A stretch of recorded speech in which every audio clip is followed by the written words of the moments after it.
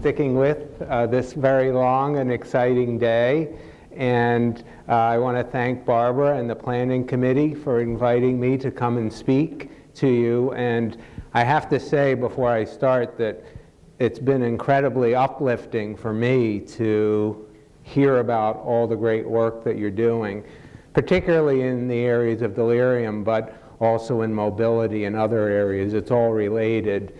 And as we'll talk about in a minute, when I got started in this field almost 25 years ago, hard to believe, people really didn't think that much about delirium or thought it was really kind of normal for older people in the hospital to get delirious. So it's wonderful to think that maybe I've had a little part to play in changing that belief and to see all the wonderful work that you're doing. So, having seen all the wonderful work you're doing, a lot of this may turn out to be review for you, but hopefully you'll pick up a few nuggets that you'll be able to take home with you. So really, as I said, I got started in this about 25 years ago, and it was because of some of the typical delirium interventions that I saw going on in the hospital that were not so senior friendly. And these bothered me, and they bothered me so much that I actually had the gerontological nurse practitioner who taught me most of what the right thing was to do. We went up and we took some pictures with the idea that pictures were worth 1,000 words. So these were some of the typical delirium interventions we saw. So when a patient got agitated, we were only too quick to come at them with a big syringe and inject them with something that we thought would make them all better. And then, of course, delirious patients are at risk for falls, and we would try to enhance their mobility by strapping them down in the bed.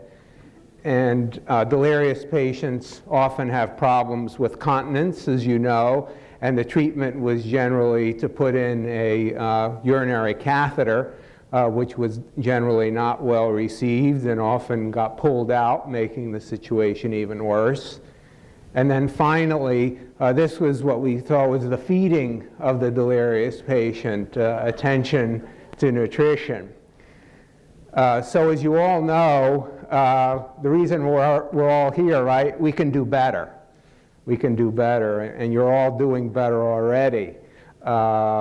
So what I want to do today is to talk a little bit about some ways in which we can do better.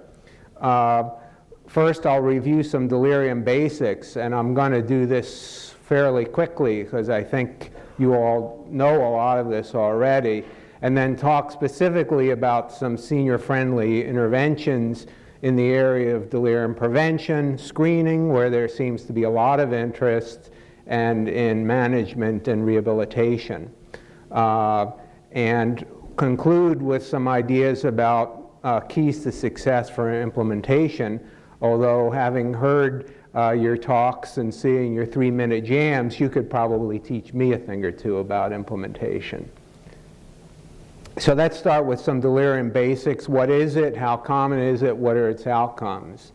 So it turns out that delirium was one of the first medical problems described in the literature. And you can go back 2,000 years ago to Celsus, who was an ancient physician who wrote, and I'll read this, I'll violate Ivan's rule of reading my slide, but I'll read it.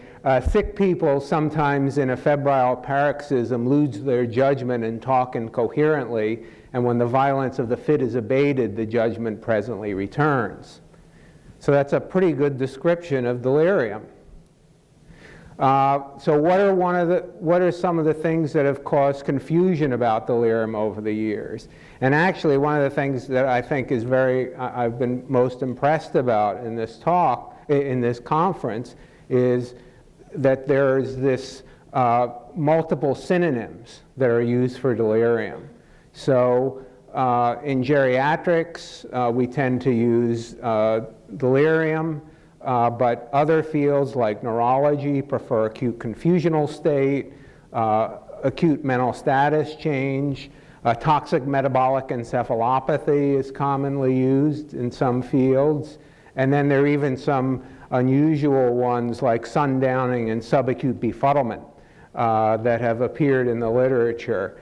And it's nice to see that everyone seems to be standardized using the term delirium, because it's hard to agree on anything if you're not even calling it by the same thing. So the way I like to think about delirium is it's acute brain failure. Acute brain failure, kind of like acute heart failure. So similar to heart failure, it's caused by exceeding the brain's reserve. And we'll go into that a little bit more in a second.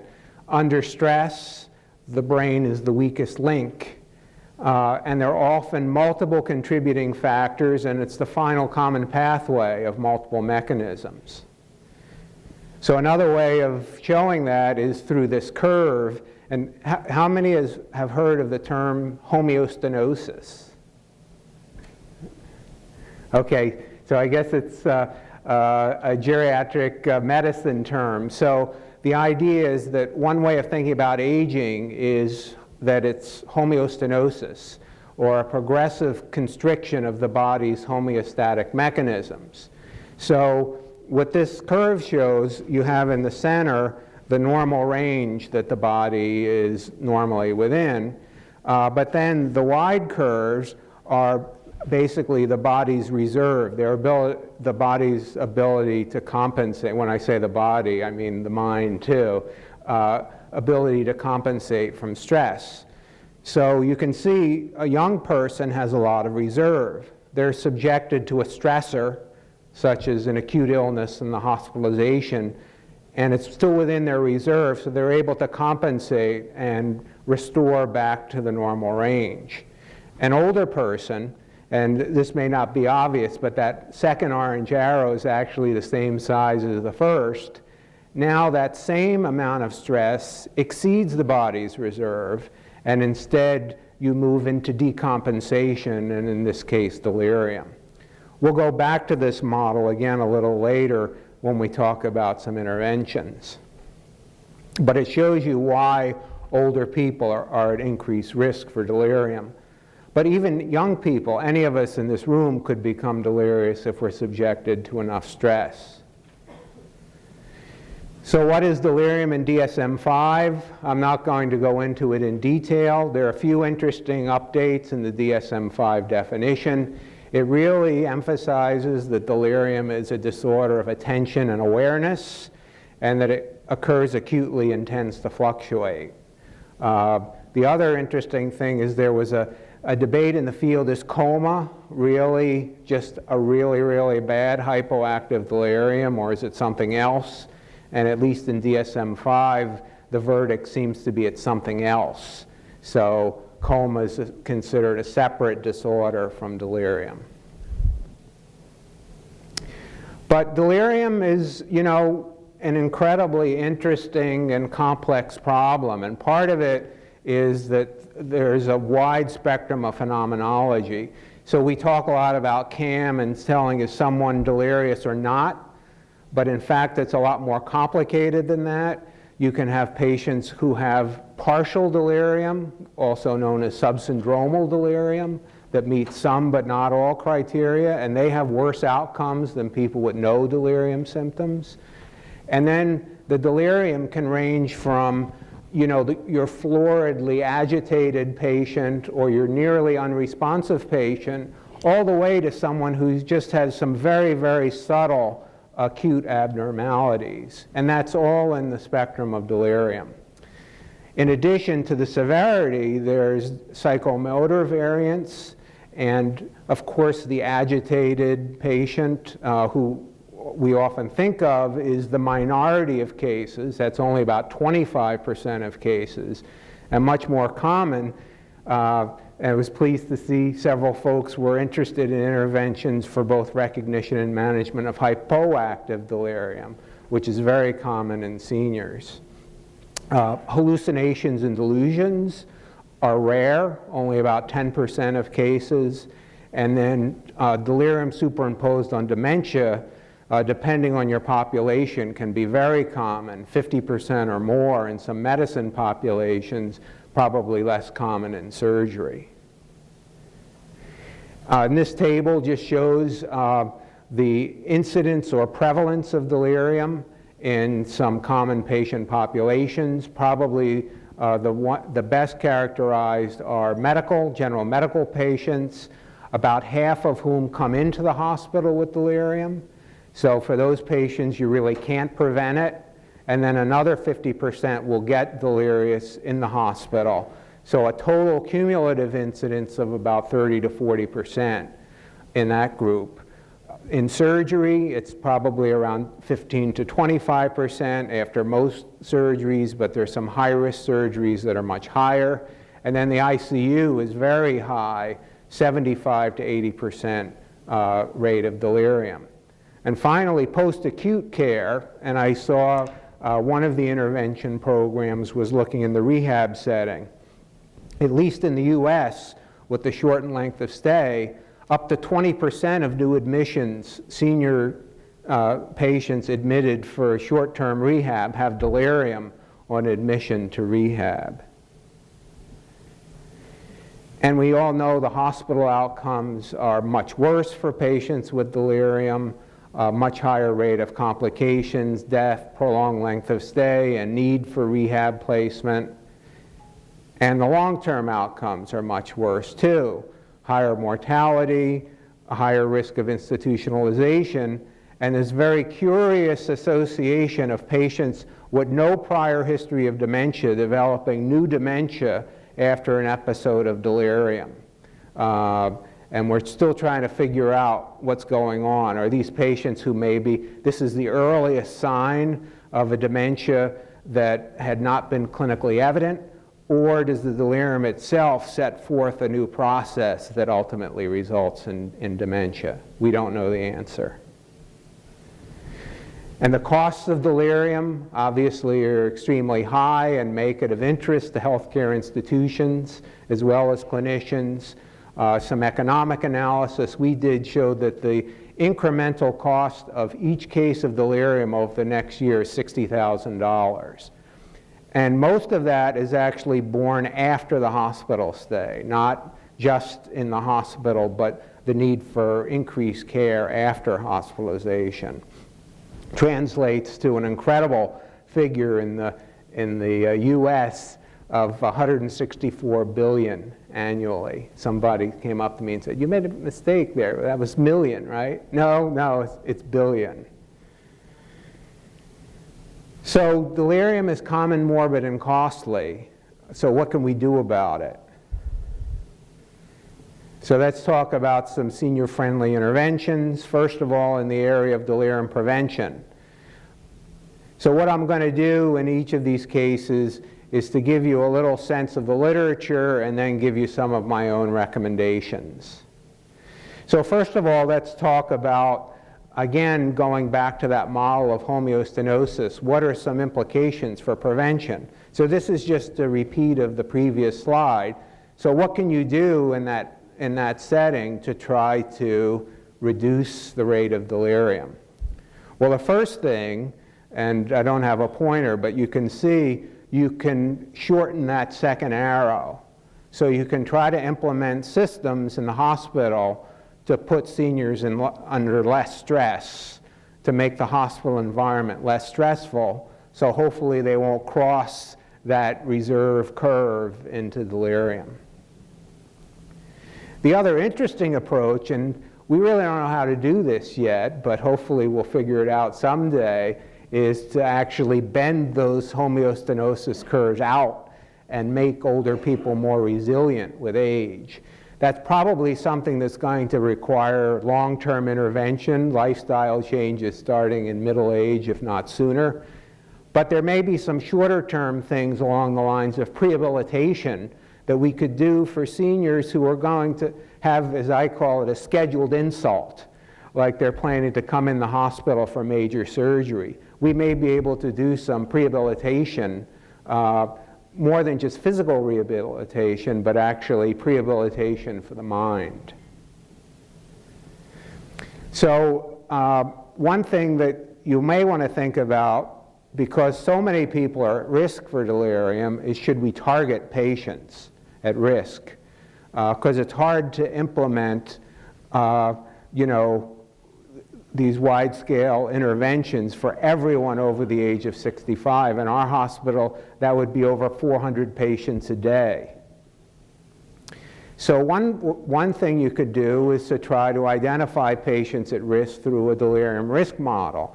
And there are different delirium risk models out there for medical patients, surgical patients, ICU patients. What most of them have is a combination of predisposing and precipitating risk factors. So the predisposing factors are the factors that exist at baseline that increase the person's risk of developing delirium. And probably the most established of those is any pre-existing cognitive impairment, especially dementia, seems to increase risk. Age itself may increase risk, and you can see some of the other factors as well. So then you add on top of that an acute precipitating factor, and those are the factors that put the patient over into delirium. So an acute medical problem, surgery, pain, a new medication. And some of the implications of this model, again, really fits in with the homeostenosis idea. Again, the more the baseline vulnerability, the less stressors are needed to precipitate delirium. Also, the acute precipitants are rarely in the CNS, so we have to teach doctors not to do MRIs and LPs is the first two, and EEG is the first three things to check when a patient is delirious. Maybe a blood test and a urine test, and checking the vital signs would be a better place to start. And also the law of parsimony doesn't apply. So just because you find one case of delirium, one cause of delirium, doesn't rule out there's something else. So when I used to do a lot of long-term care, I'd get called by the nurses, Mrs. Smith isn't her usual self, we sent off a urine. So I said, well, that's good, but what else did you do? What else is going on? Should we get any additional tests besides the urine? So often there's more than one thing going on if you look hard enough for it. So given all that background, what is the evidence for prevention? Well, it turns out the evidence is extremely good. So first and foremost is the HELP, or Hospital Elder Life program. Several of you mentioned that you have the HELP program at your hospitals. For those of you who are less familiar with it, it's a structured, multi-component program that looks at 6 delirium risk factors. It was originally implemented by HELP Elder Life specialists with volunteers, but there have been multiple different local variations of the modifications of it. Importantly, in a controlled trial, it was shown to reduce the rate of delirium by 40% in patients at risk. And it's now been widely disseminated to over 100 centers. There's an active HELP conference. For those of you who have the HELP program, you may want to consider going. It's another very supportive group like this one to help problem solve local issues. Another model that I also heard some folks have, that I have done some previous research on, is proactive consultation. And what we did is we had a geriatrician who happened to be me at the time, but we showed that it could be done by others too, see hip fracture patients at the time that they were admitted to the hospital and follow them until discharge, rather than the old model where we used to wait to get consulted after they were delirious and a bunch of other bad things had happened to them. And this model also shows about an equivalent reduction in the incidence of delirium. Now, this has also been modified, so instead of consultation, a lot of hospitals now have co-management programs where geriatricians co-manage elderly patients with orthopedic surgeons. And it doesn't even have to be a geriatrician. If you have very gero-friendly hospitalists, they could also implement a similar type program.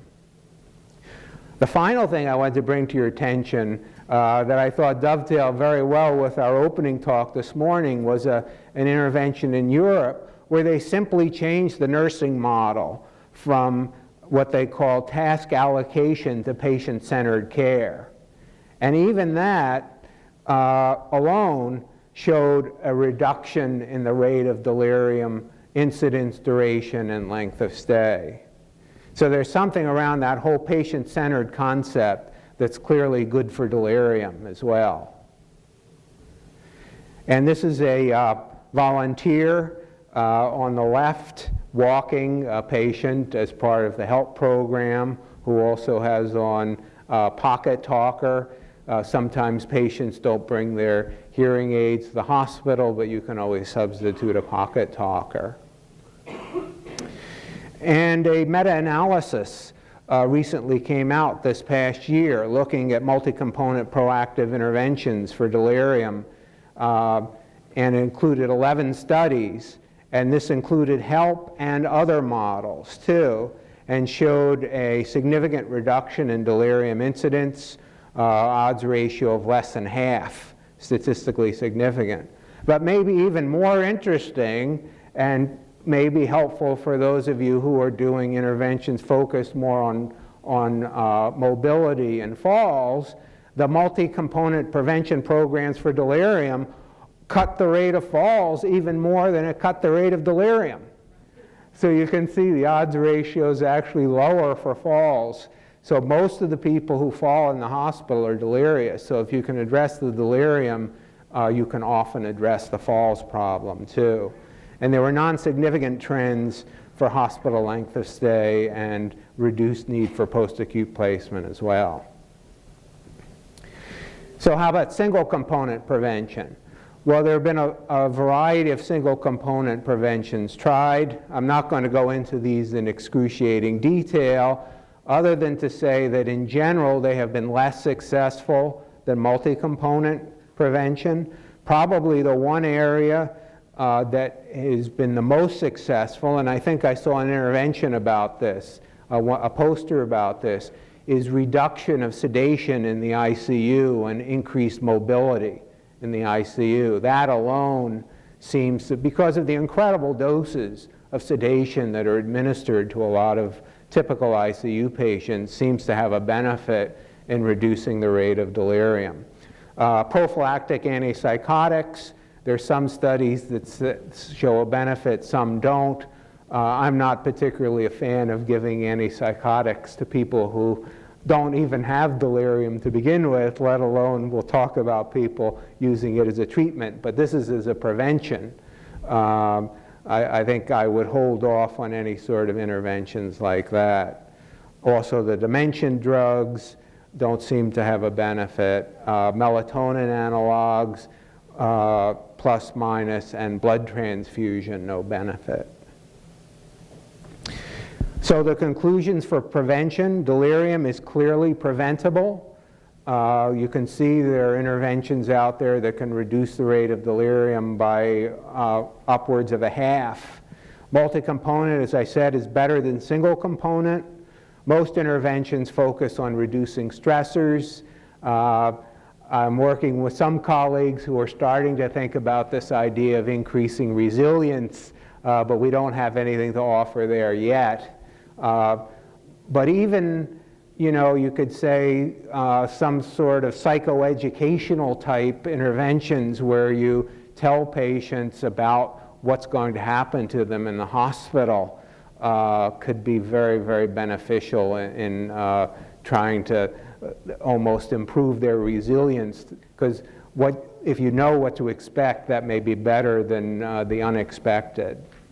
And as I said, the prevention of delirium has a positive impact on other outcomes too. So let's turn to delirium screening. And there's clearly a lot of interest based on the programs that I saw in delirium screening. So let's talk a little bit about the review of the evidence.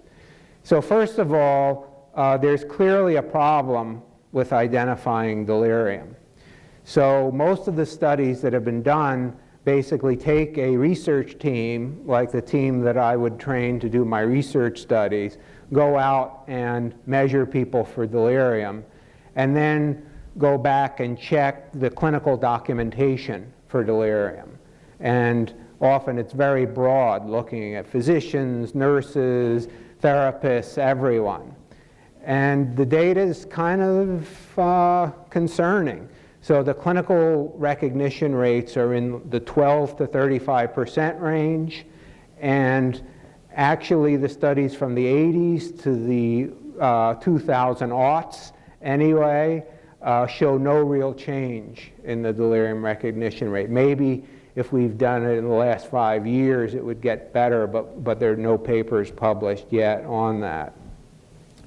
So there's been a major focus on trying to make delirium recognition able to be implemented clinically. So I could teach all of you the research assessment that my research team does, and you could all learn it, and you could get good at it, and then you'd say, there's absolutely, you're out of your mind if you think that we'd be able to do that, because it's 20 minutes to do on each patient, 15 to 20 minutes.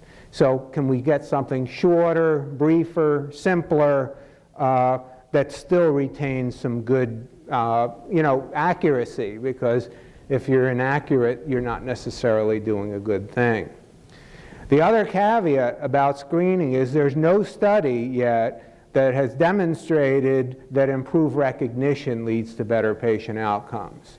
So as I said to several of you who seem to be having some success with your delirium screening, I'd say, okay, what's the next step, right? You've done the mammography, but now what's the treatment? Screening itself does nothing. So you have to be able to offer a treatment to improve outcomes at the end of your screening. So that's the next step. So there are lots of delirium measures out there. Some are based on observations only. Some can be done with either observations or with require some cognitive testing. I was pleased to see that most of you seem to be using the CAM or some variation of the CAM, because that's mainly what I came to talk about, so it'll be very relevant for you. But just to know there are some other options out there, and certainly the choice of what instrument to use needs to be individualized to the institution. But since most of you are using the CAM, as you know, it was developed by Sharon Inouye in 1990, really opened up the delirium field, showed excellent test characteristics on the initial validation studies. It's widely used in delirium research, actually more than 10 times more frequently than the DSM. And a 2010 review that was published in JAMA suggested that the CAM was the best tool for bedside instrument for recognition and diagnosis. And you all don't need to see this. It appears about 20 times at the back of the room, so I won't belabor it. But just to say that I think one of the challenges of the CAM is that its beauties and challenges is it's very flexible. And if you look at this, this is a diagnostic algorithm. This is not a patient assessment, right? I mean, you can't go up to a patient and say, are you having acute change in fluctuating course? Are you inattentive today? Are you having disorganized thinking? You need to collect some sort of data that funnels in and informs each of those features. And it turns out that the CAM assessment is really only as good as that database that you collect that informs those features. The CAM itself can be all over the place. So, you know, I review a lot of delirium papers, and I see that the CAM is applied highly variably in different situations and leads to variable results. And probably the most important paper in that regard was done by Dr. Inouye herself. She trained the nurses at Yale New Haven Medical Center, so, you know, a top-notch academic medical center, to apply the CAM based on routine observations from care. So no additional questioning, just based on their routine observations. They went and scored the 4 assessments. She compared the results she got to a research assessment that was ongoing at the same hospital. The sensitivity was 30%. So in other words, she was missing 70% of the cases of delirium using routine observations. And, you know, part of that is how you interact with the patient. I've seen some interesting videos, kind of almost along the lines of the beginning of the facilitation video, where a doctor will go in and say, "Hi, Mr. Smith, how are you doing today? You're doing fine, right? Good, and you're not having any pain, and you're, and okay, see you later." So if that's the nature of the interaction, you're really not collecting the data to operationalize the CAM. So I would recommend integrating some cognitive testing. And when I say that, then people say, oh, we can't do the mini-mental or the MOCA. So I'm not talking about those. I'm talking about some very simple questions that you can ask, and you do them repeatedly, day after day. And not only does that standardize your assessment, it sets you up very well to assess for acute change. Because if someone could do a question one day and they can't do it the next day, that's an acute change.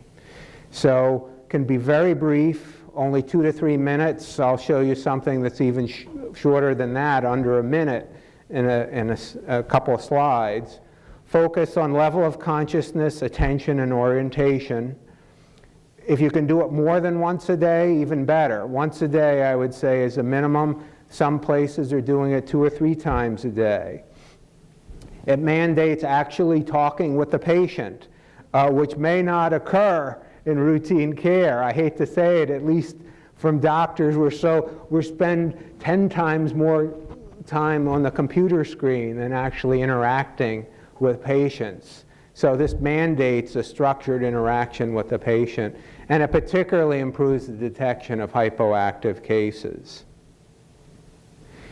So one way to do that, we did a research project over the past 5 years where we developed something called the 3D CAM.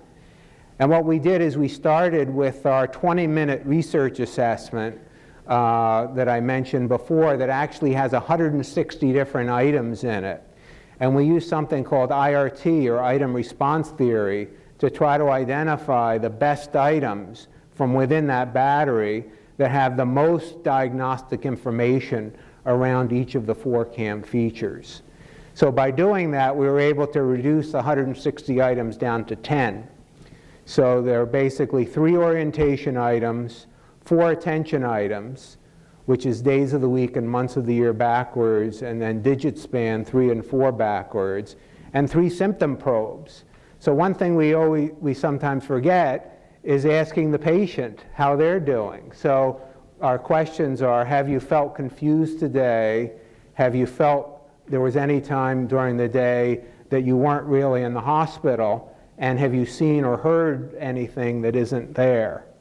And any of those 3 questions, a yes to any of those, triggers acute change, in addition to a change in the cognitive testing. In addition to there's some observational items. And the thing that's sort of neat is any one positive triggers the feature.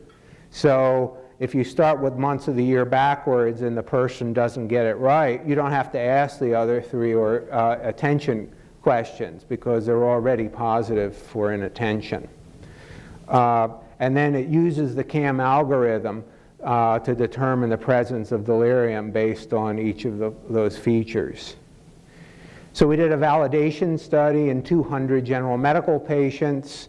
We wanted a very challenging population. So the average age was 84, 28% with dementia.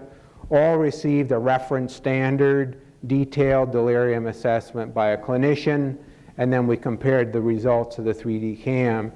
And it behaved, actually our goal was better than 90% sensitivity and specificity, and we did even better than that, 95% sensitivity and 94% specificity.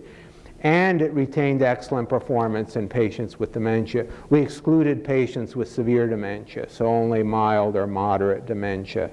So if any of you are interested in this, two things. One, it's available in the Hospital Elder Life Program website, both a clinical and a research version. And secondly, if you come up afterwards and give me your card, or I'll give you my card, I'm happy to send it out to you. But people came up to me after that and said, well, 3 minutes is good, but even 3 minutes is too long to devote to delirium assessment. So working with Donna Fick, who's a nurse researcher at Penn State, who's very interested in delirium superimposed on dementia, we decided to try to develop an even shorter tool.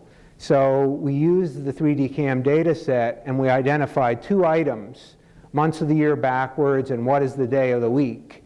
And if you ask those 2 items and the person gets them correct, they have almost no chance. People say those are hard items, and they are hard, but over 50% of hospitalized elders get them correct, and they have virtually no chance of delirium. If you get one or both incorrect, your chances of having delirium still only about 50-50, and you'd need to do some additional testing, such as the 3D CAM. So we're now hoping to do a research study where we combine ultra-brief screener with a slightly longer diagnostic test like the 3D CAM and see if we can develop better recognition strategies, efficient recognition strategies. So conclusions on screening. We still don't know how best to do it. We still don't know if it works, but a lot of us are engaged in doing it, and if you're going to do it, I agree using a standardized tool such as the CAM.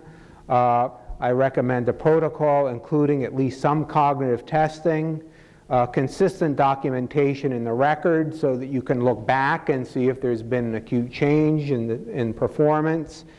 And then, as I said again, that's only half the picture. Once you identify it, you really need a treatment or rehabilitation program to do something about it. So let's turn to that to conclude. So I put this up as just a reminder of consider the gold standard of treatment for delirium. If a hospitalized vulnerable elder has a suspected or definite diagnosis of delirium, then an evaluation of potentially precipitating factors should be undertaken and identified factors treated. So we, like others, developed an acronym to remember some of the common reversible factors. It is delirium itself, so that should be pretty easy to remember. I won't go through all of these. They're in, you can look them in the handout. Most of them are extremely familiar to you. So in terms of treatment rehabilitation, again, similar to screening, the evidence is pretty slim that it works. That's not to say that it doesn't work. It's just that we don't have a database, we don't have the literature like we do on multi-component prevention to show that it works. But there are some promising studies. Several of these were done in Europe. One was done in Canada, actually, by Martin Cole in Montreal. comprehensive geriatric assessment and specialized management that reduced delirium severity and duration. And then there was this intervention done at the VA in St. Louis called the Delirium Room, where Joe Flaherty and others showed that you could manage even very agitated patients without restraints and psychotropic medication safely. We've done some work, the Delirium Abatement program and post-acute care. This is in nursing homes where patients go to recover after an episode of delirium. You can see we provided clocks and orientation boards and tape recorders and so forth. And we thought this was a really good program. It turned out to be a negative study, and the problem was not so much in the intervention, it was that the nurses had difficulty recognizing the delirium. So that's one difference between prevention and treatment programs. In treatment programs, you have to identify the right cases first. So it's essential to have good screening before you do treatment and rehabilitation. So your efforts are all in the right direction. Just extend them to the next step. So just a little bit about single drug treatment. There's still some people out there, I think mainly physicians, who think that basically the only thing you need to do for delirium is antipsychotics. I question who or what are we treating. We're definitely not, I would say we're not treating delirium. We may be treating agitated symptoms in delirium. So we know that for most patients, antipsychotics are better than benzodiazepines. The atypicals, which are being used more and more, there are no studies that have shown that they're better or safer than haloperidol. And one little methodological twist that I'll tell you, so we didn't talk about delirium severity, but there are delirium severity tools out there. Most of them hyperweight agitated psychotic symptoms. So if you do a treatment trial and use a delirium severity tool as your outcome measure, if you take a patient who's wildly agitated and psychotic and make them comatose, it looks like you've made them a lot better, basically. And I would contend that that's probably not the case. So we are actually trying to develop better measurement tools.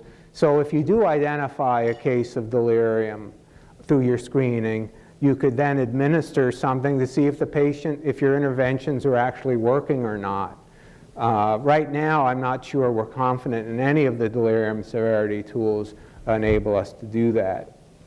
So there are several placebo-controlled trials of antipsychotics that are ongoing, and thus far the results have not been suggested that they're showing a lot of benefit. Maybe some reduction in agitation, but not in duration of delirium or other outcomes. And these are the commonly used drugs. I won't even talk about them. You can just, this will be the slide that I'll let you read without comment. They're all off-label in the US, none are FDA approved. So my recommendations for drug treatment, there's no reason to treat hypoactive delirium. For hyperactive delirium, use non-pharmacological approaches first, which I think everyone in this room would agree with.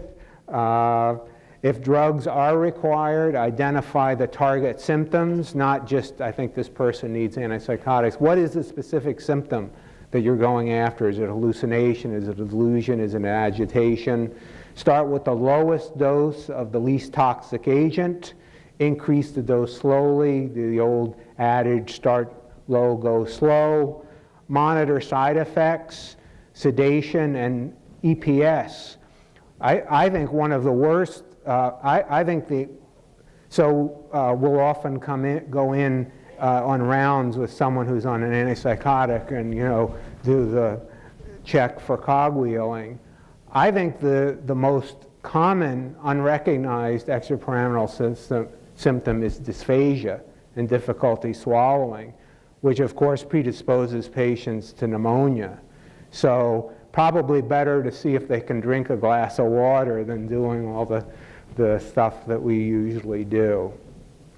And then of course stop the drugs as soon as possible. And we did a study that of all the new starts of antipsychotics in our hospital, 25% of the patients are discharged still on the antipsychotic.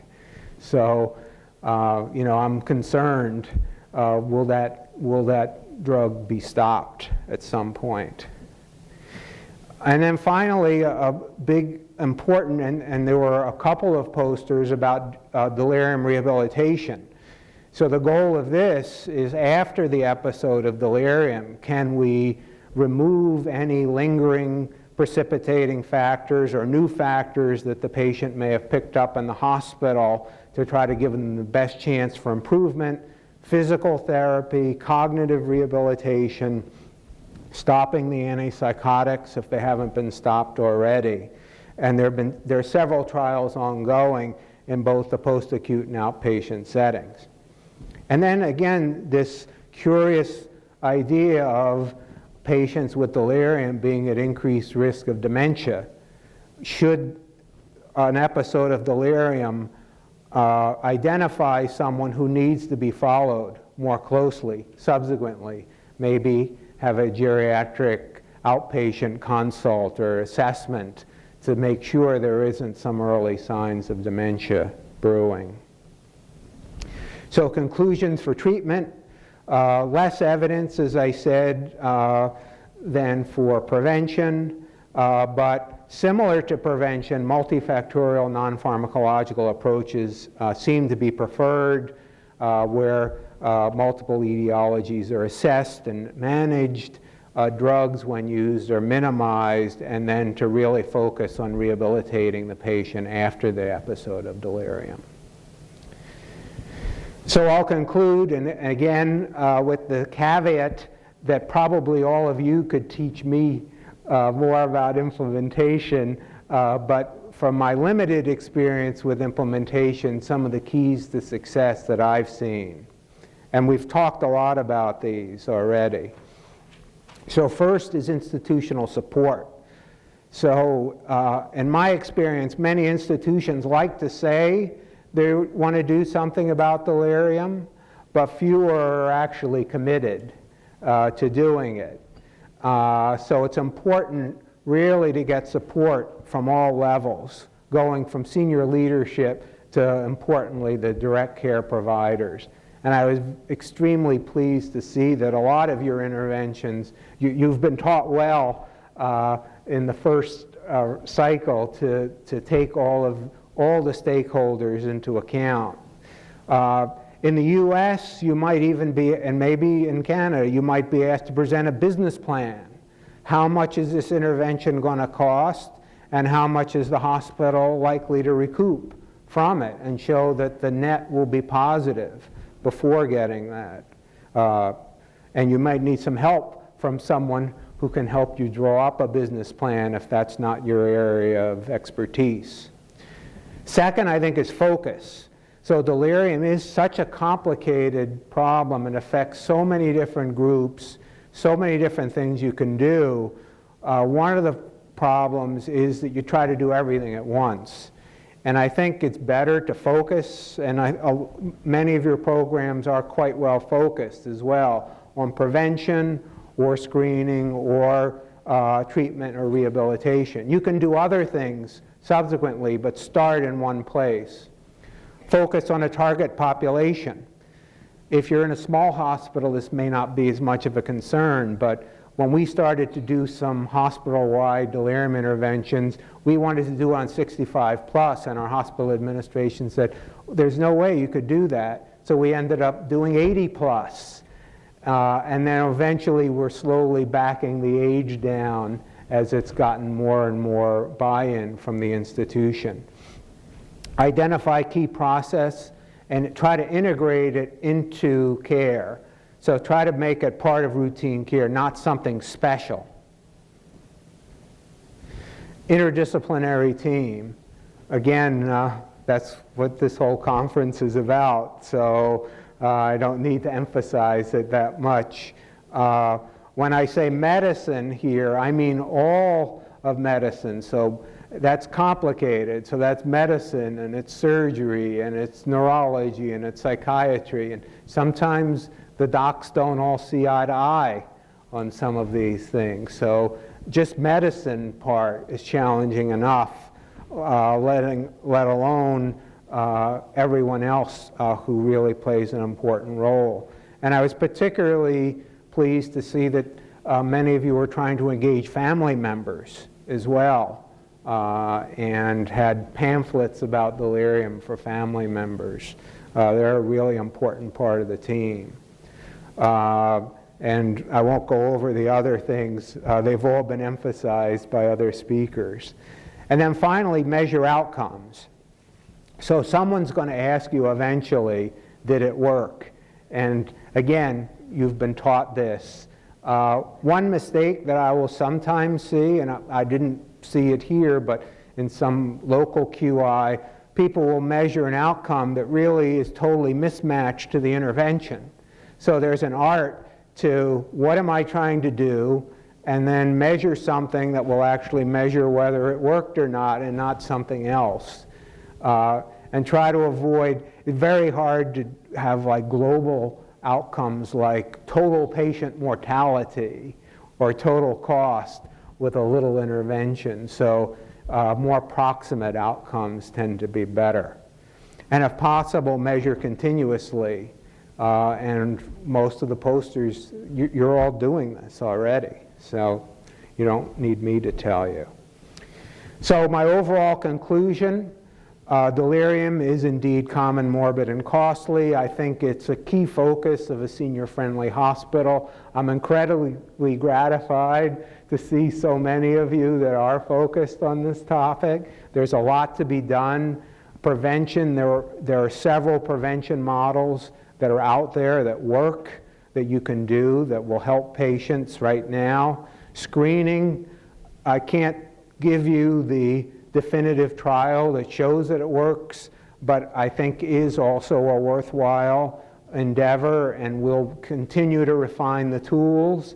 And those of us who are developing tools will need your help in actually testing them in the real world to see if they make a difference. And then treatment, I think, is another incredibly important area. And again, screening without treatment really is not going to do anything. And then finally, just implement and evaluate your interventions wisely, and hopefully we'll get all of our seniors either come out of the hospital in better shape than they went in, which is the goal, or if not, get to that place very quickly thereafter. And with that, I'll conclude, and happy to answer your questions.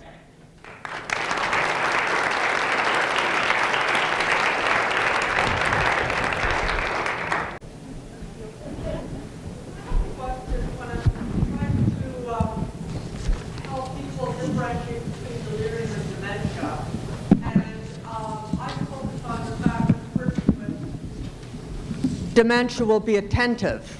They may be disorganized in their thinking, but they'll be attentive. So any of the other usual tests of the months backwards or anything don't apply for somebody who's impaired. But I wondered if you have any other helpful thoughts for somebody who's very disorganized in their dementia. Right. Yeah, so that is a key diagnostic challenge, is separating delirium from dementia. So I teach the same thing. For dementia, obviously, the key mental status deficit is short-term memory. So being able to register a 3-word list and then recall it 5 minutes later. Whereas for delirium, it's an attention task. But the attention task may need to be modified depending on the ability of the person. So the best thing would be to find something that they can do on the first day and then monitor it daily and see if they continue to do it. So there are a variety of different attention tasks, ranging from things like months of the year backwards and digit span, which require some working memory, all the way down to something like Vigilance A task, where you just say tap your hand every time you hear the letter A, and see if, and then you just read a string of letters like have a heart, for instance. So you might need to titrate the attention task to the level of dementia. All of this is up to severe dementia. And we were talking about the challenges of recognizing delirium in the context of severe dementia. And in that case, I think more of a functional assessment is better than any sort of cognitive testing. So if someone can get out of bed to a chair and feed themselves, and now they can't do that anymore, that's probably evidence of an acute change in delirium when you're dealing with someone with that severe dementia. But our 3D CAM worked quite well, even in dementia.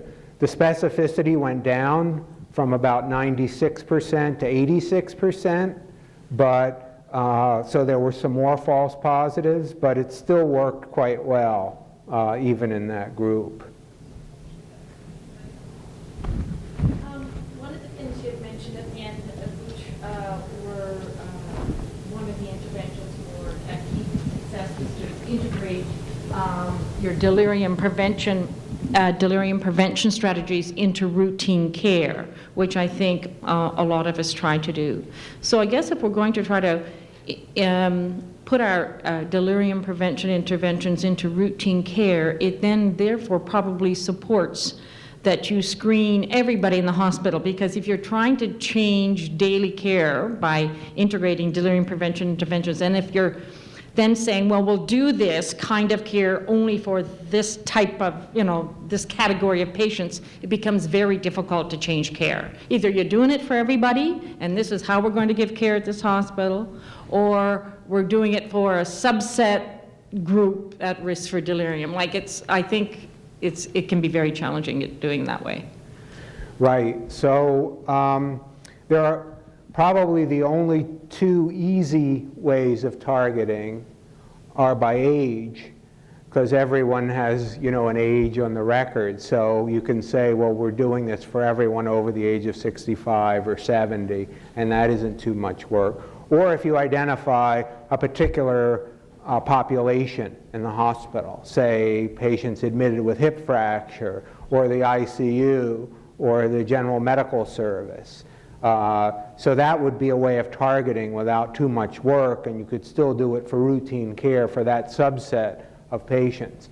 But I agree, if you're targeting, if your targeting is to administer the MoCA, and then say anyone who scores a MoCA of 23 or less gets our delirium screen, well, for me, the MoCA takes about 20-25 minutes, and the delirium screens are 3 minutes. It would actually, you could do 10 delirium screens in the time that it takes to administer the MoCA.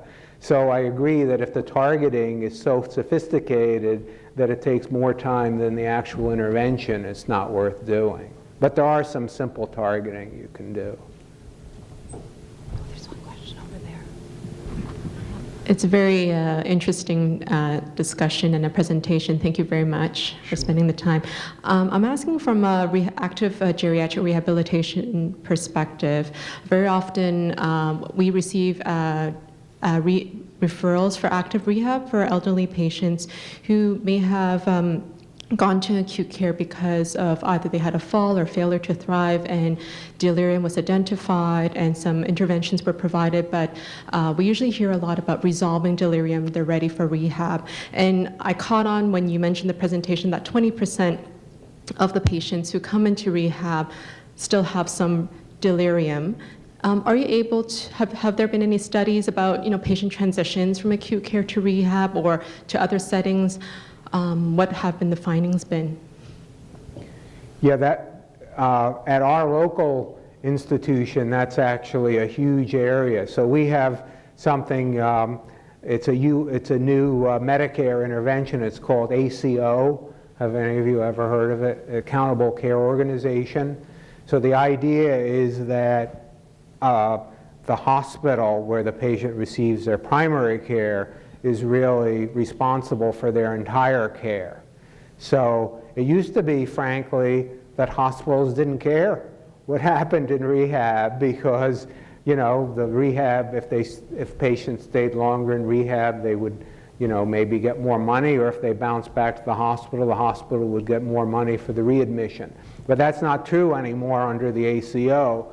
So our hospital has developed a program where we actually have a video conference link with the rehabs where we tend to send our patients. And the hospitalists in our hospital do rounds with what we call the sniffists, or the rehabilitation experts, and that helps to facilitate the transition of care. But I'm very concerned about the transition of care for patients with delirium. You know, the two key things I would say is, one is if the patient had delirium in the hospital, clearly documented in the discharge summary. Because if the patient goes to rehab and they're confused and there's no documentation of delirium, at least in the US, they will be assumed to be demented unless proven otherwise, which is going to be a real problem. And then second is the issue of ongoing antipsychotics, and to try to stop those if at all possible. Now, a lot of the skilled nursing facilities won't accept patients on antipsychotics in the US, so that's a good thing, I suppose. But certainly that time for hospital discharge is a good time to think about stopping the antipsychotic. But I do think the old rule was, oh, the patient is delirious, they're not a rehab candidate. So we'd have patients sitting around for weeks in a delirious state and no one was doing anything for them. Meanwhile, their muscles were atrophying, they were, you know, losing nutrition, and I think at least that has changed, and it's realized that patients with delirium definitely need rehab. It may be a modified rehab than someone who's totally cognitively intact, but they definitely are worthy candidates for rehab. Thank you very much, Dr. Marcantonio. We've invited you here as an expert, but I think based on your remarks, we're very happy that you've picked up on some of the excellent work that's taking place through this collaboration. When I was orienting Dr. Marcantonio to who would be in the room, I said we were a very heterogeneous group of healthcare providers. Some of us are from large urban centers, and many of us are from small, intimate, rural settings. But one thing we all have in common is an intense pride in Canada's universal healthcare system. So even though we turn to the expertise of some of our American counterparts, I'd like to leave you with a souvenir of your time with us here in Canada, as well as some... I could put it on. Thank you very much for joining us. Thanks. And again, you know, I'm very uplifted and gratified with all the work you're doing, and it's really, really tremendous. And keep up the great work. What more can I say? You can spread the message when you go back down to the States about the great work that's happening up here. I will. Thank you very much. I definitely will. Thank you. Thanks very much.